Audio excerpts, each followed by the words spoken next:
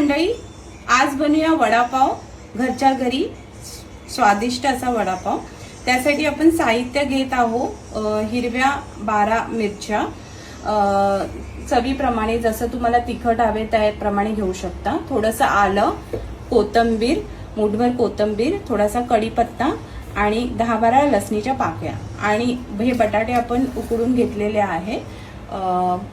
आणि साहित्य आपण आता हे सगळं मिश्रण जे आहे ते मिक्सरला वाटूया। अशा पद्धतीने आपल्याला वाटायचंय। त्यामध्ये जास्त पाणी नाही टाकायचंय, थोडं दरदरीत ठेवायचं। आपण चण्याचं पीठ घेतलेलं आहे, त्यामध्ये थोडंसं किंचितसं हळद टाकायचं आणि धना-जिरा पावडर टाकायची आणि बेकिंग सोडा थोडासा किंचितसा टाकायचा, खायचा सोडा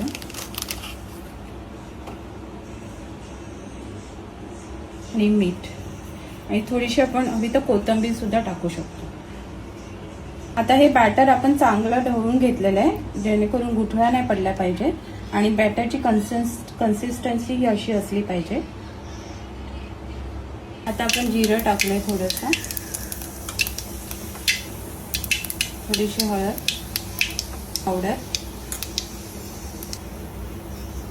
आणि हिंग आणि हे मिश्रण टाकायचं। त्यामध्ये आपण कढीपत्ता ऍड केलेला आहे, प्लस थोडंसं मीठ आणि हे मिश्रण तुमच्या तिखट जेवढं हवं त्याप्रमाणे घ्यायचं। सगळं टाकायची काही गरज नाही आणि मग हे उकडलेले बटाटे ह्यामध्ये टाकायचे।